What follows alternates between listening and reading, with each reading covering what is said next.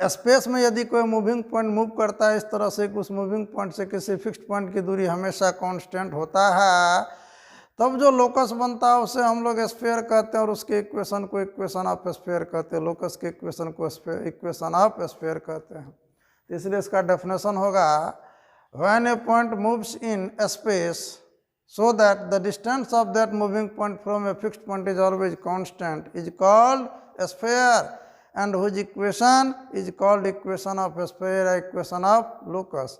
चलिए डेफिनेशन लिखिए, the locus of a moving point in a space which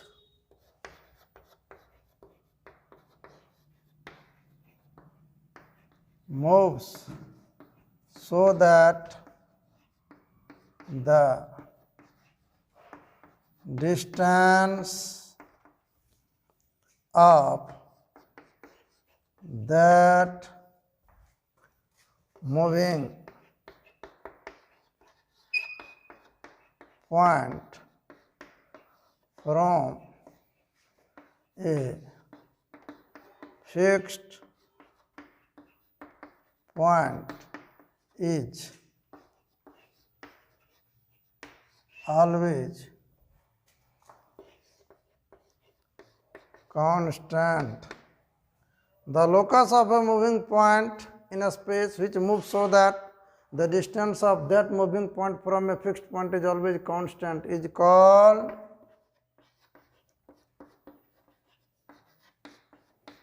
a sphere in a space।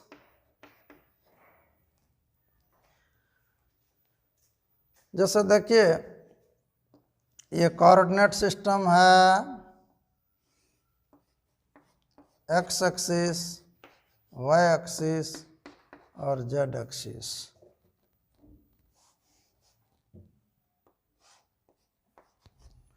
और ये fixed point origin है। तो sphere का क्या इक्वेशन होगा, तो कहेंगे स्फीयर का इक्वेशन या थ्री डायमेंशनल कोऑर्डिनेट ज्योमेट्री में प्लेन का इक्वेशन हो या स्पेस का इक्वेशन हो। हाँ, इसके अनेक फॉर्म होते हैं, स्टैंडर्ड इक्वेशन, जनरल इक्वेशन। तो कोई पूछ देगा कि बताइए स्फीयर का स्टैंडर्ड इक्वेशन कैसे निकालेंगे, तो कहेंगे जब स्फीयर के सेंटर ओरिजिन ले लिया जाए, समझ गया, कांस्टेंट डिस्टेंस ए ले लिया जाए, रेडियस ए ले लिया जाए, तब जो इक्वेशन प्राप्त होगा स्फीयर का उसको हम लोग कहते हैं स्टैंडर्ड इक्वेशन ऑफ स्फीयर।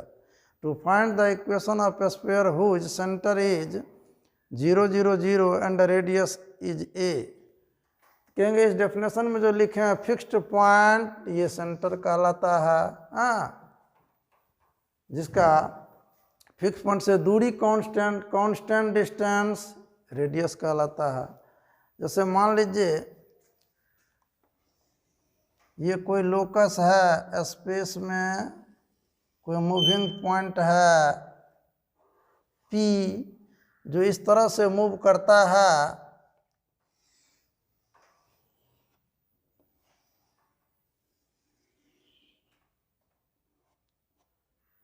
कि एक दिए गए मूविंग पॉइंट पी से, समझ गया, ये फिक्स्ड पॉइंट वो है, मूविंग पॉइंट मान लीजिए x comma Y comma z है, इसका फिक्स्ड पॉइंट ओ से दूरी हमेशा कांस्टेंट है, वो ए है। तब जो इस लोकस का इक्वेशन निकालेंगे, तब जो स्फीयर का इक्वेशन निकलेगा उसी को हम लोग बोलेंगे स्टैंडर्ड इक्वेशन ऑफ स्फीयर। तो डिस्टेंस फार्मूला का प्रयोग करेंगे, यहाँ से लिखेंगे स्टार दे करके, to find the standard equation of sphere, या to find the equation of a sphere whose center is O and radius is R। जब किसी स्फीयर का सेंटर O हो, रेडियस R हो या A हो, तो वैसे स्फीयर के इक्वेशन को स्टैंडर्ड इक्वेशन कहते हैं। ए रेडियस मानिए, यहाँ से लिखेंगे एक्सप्लेनेशन,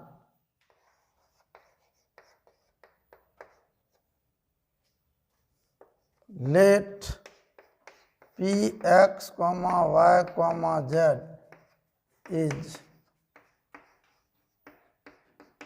मूविंग या variable point whose distance from a fixed point O, जिनके कोऑर्डिनेट 0 0 0 इज A। इसलिए O से P इजिकल टू A हो गया। डिस्टेंस फार्मूला का प्रयोग कीजिए, OP square is equal to A square. This means O से P की दूरी x घटा 0 के होल स्क्वायर प्लस y घटा 0 के होल स्क्वायर प्लस z घटा 0 के होल स्क्वायर बराबर A स्क्वायर। यही हुआ स्फीयर का स्टैंडर्ड इक्वेशन, जिसका सेंटर 0 0 रेडियस A हो। जैसे कोई पूछ देगा बताइए कि स्फीयर का इक्वेशन जिसका सेंटर 0 0 है, रेडियस 4 यूनिट है, x घटा 0 का होल स्क्वायर प्लस y घटा 0 का होल स्क्वायर प्लस z घटा 0 का whole square is equal to 4 square.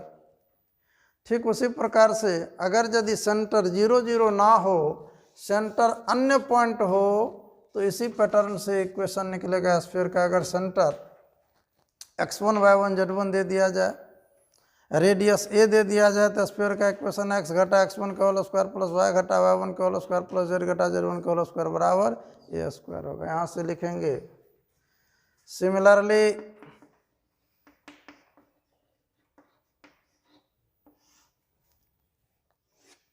इसका भी एक्सप्लेनेशन नेक्स्ट क्लास में होगा। अभी आपको सिंपल इक्वेशन लिखा जा रहा है। मान लीजिए ये स्फीयर है,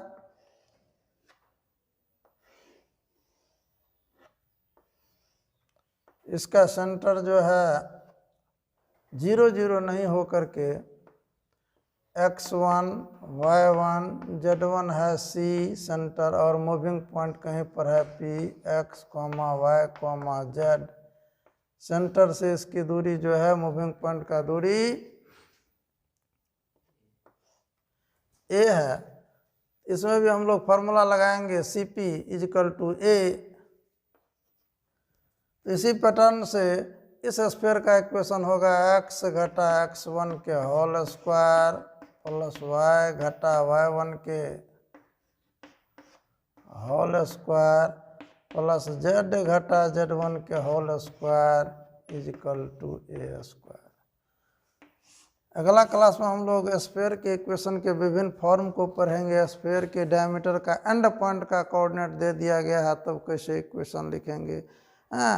स्फीयर का मोस्ट जनरल इक्वेशन क्या होता है, second degree equation x y z में रहेगा, तो कब वो स्फीयर को रिप्रेजेंट करेगा, ये सब के संबंध में पढ़ेंगे। आज इंट्रो था, चलिए यहाँ तक नोट कीजिए।